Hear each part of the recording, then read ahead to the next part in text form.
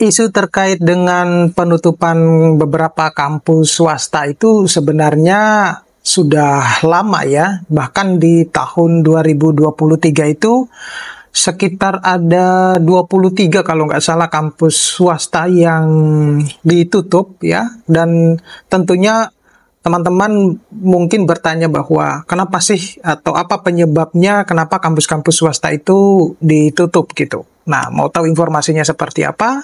Tetap stay tune di channel saya, kita bahas ini lebih dalam.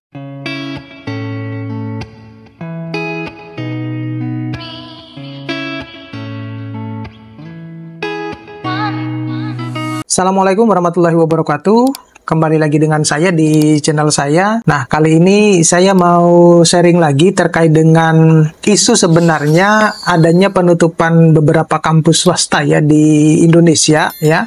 Yang sebenarnya informasi ini atau isu ini sebenarnya sudah beberapa tahun yang lalu itu sudah ada ya. Dan bahkan di tahun 2023 itu ada sekitar 23 perguruan tinggi swasta itu yang ditutup. Nah, kenapa demikian? Atau lebih mudahnya itu atau lebih istilahnya itu kita menyebutnya sebagai izinnya dicabut ya. Nah, ketika izinnya dicabut itu berarti kampus tersebut sudah tidak bisa beroperasi ya seperti biasanya gitu. Nah, jadi bahkan dari 23 tersebut itu ada beberapa kampus yang ada di Jawa Timur gitu. Nah, kalau Bapak Ibu mau tahu bahwa informasinya itu, nama-nama kampusnya itu apa saja ya, Bapak Ibu bisa searching lah di Google terkait dengan perguruan tinggi swasta yang dicabut izinnya atau sudah ditutup ya, 23. Bahkan di 2024 ini 100 lebih kalau nggak salah gitu. Nah, jadi inti pokok adanya pencabutan izin dari beberapa kampus tersebut itu karena memang perguruan tinggi tersebut itu sudah tidak memenuhi ekspektasi yang untuk memenuhi standar Kemendikbudristek, misalnya mulai dari akreditasi ataupun mungkin adanya perkuliahan fiktif, nah gitu ya. Jadi tentunya Kemendikbudristek itu berupaya untuk melindungi mahasiswa ya. Jadi pencabutan izin operasional sejumlah perguruan tinggi itu dilakukan untuk bukan hanya semata-mata untuk melindungi masyarakat ya, tapi terutama juga untuk melindungi mahasiswa ya yang menyelenggarakan pendidikan yang buruk dan penipuan oleh penyelenggaraan pendidikan yang nakal. Nah, itu yang terjadi. Jadi masyarakat itu mungkin merasa tertipu ketika adanya universitas tersebut, ternyata di dalam universitas tersebut itu tidak ada perkuliahan, bahkan tidak ada gedungnya, tidak ada, ya bisa dikatakan universitas fiktif gitu. Nah, semacam itu. Nah, oleh karena itu, ketika prosesnya sudah semacam ini, maka yang harus diselamatkan itu yang terutama adalah mahasiswanya. Nah, keputusan sebenarnya untuk mencabut izin operasional ya dari beberapa perguruan tinggi PTS itu berdasarkan fakta dan data yang tervalidasi, ya mulai dari adanya laporan masyarakat atau hasil pemantauan lapangan di mana setiap laporan masyarakat itu disertai dengan bukti awal selalu ditindaklanjuti dengan pendalaman dan evaluasi di lapangan. Nah, kemudian sebelum dijatuhkan sanksi, Kemendikbudristek itu terlebih dahulu menurunkan ya berbagai tim ke lapangan, mulai dari LL-Dikti. Kenapa LL-Dikti? Karena memang LL-Dikti ini wadahnya untuk universitas-universitas swasta atau PTS ya.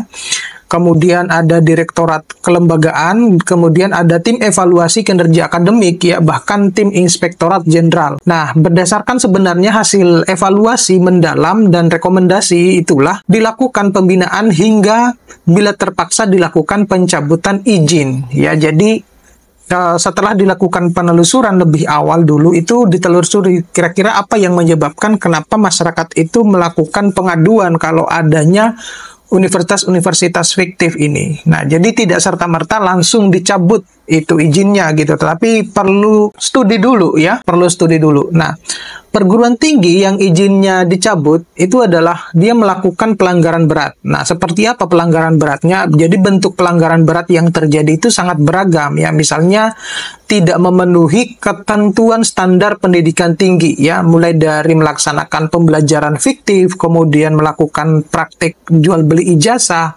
melakukan penyimpangan dan pemberian beasiswa ataupun kartu Indonesia Pintar ya atau KIP itu, serta adanya perselisihan badan penyelenggara yang mengakibatkan proses pembelajaran itu tidak kondusif ya. Sanksi yang dijatuhkan sesuai dengan tingkat pelanggaran ya itu.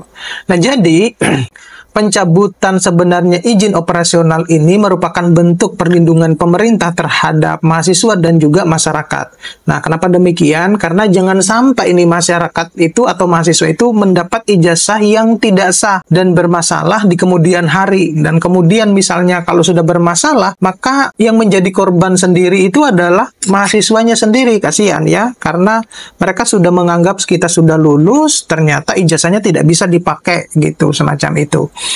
Nah, kemudian Kemendikbudristek itu juga tidak bisa membiarkan masa depan mahasiswa itu yang seharusnya cerah menjadi cukup redup ya karena praktik perguruan tinggi yang nakal. Nah, ini yang semestinya juga menjadi concern-nya Kemendikbudristek ya saat ini, karena ternyata praktek-praktek universitas-universitas fiktif ini itu masih banyak terjadi gitu ya.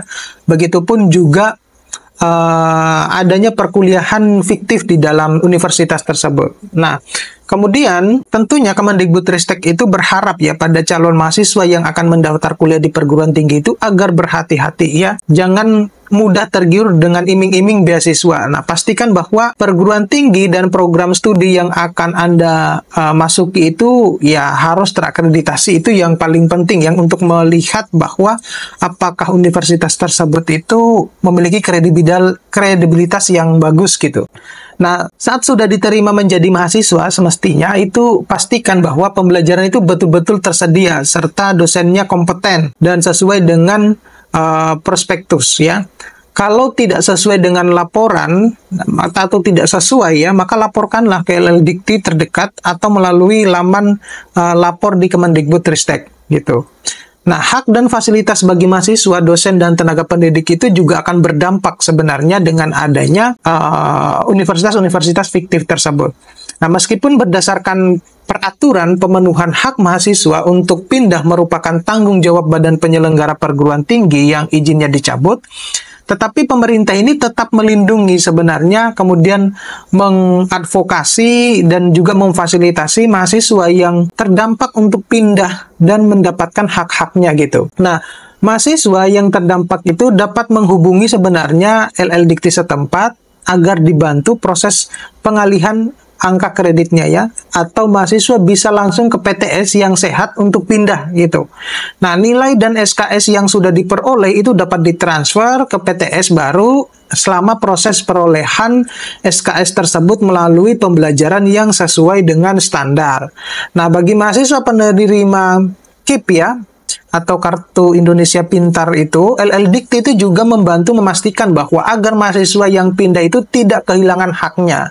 Nah, lebih lanjut, Kemendikbud itu menjelaskan bahwa bagi dosen dan tenaga pendidik yang memiliki rekam jejak yang baik akan dipindahkan ke perguruan tinggi yang sehat.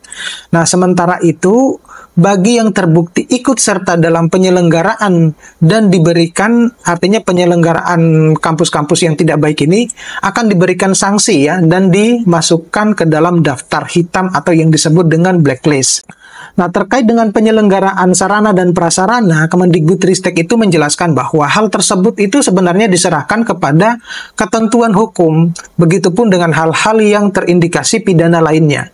Nah, sesuai dengan peraturan perundang-undangan yang berlaku, pengenaan sanksi administratif itu tidak menunda dan tidak meniadakan sanksi pidana. Nah, indikasi pidana dan akan diproses Inspektorat Jenderal dan Biro Hukum Kemendikbudristek untuk kemudian diserahkan kepada kepolisian maupun kejaksaan. Nah, kalau kita lihat bahwa sampai berdasarkan data ya, sampai Maret 2023 itu sudah ada tercatat sekitar 4.231 perguruan tinggi dengan 29.324 program studi. Nah, selain itu terdapat lebih dari 9 juta mahasiswa dan 3.300.000 dosen yang tersebar di seluruh Indonesia. Nah, gitu. Nah, jadi itu informasi yang terkait dengan isu sebenarnya penutupan beberapa kampus itu. Nanti kita bisa ketemu pada video-video berikutnya. Kalau Bapak Ibu mau berkomentar, silakan ya. Saya juga mohon maaf kalau ada salah-salah kata. Kita ketemu pada video-video berikutnya. Saya akhiri. Assalamualaikum warahmatullahi wabarakatuh.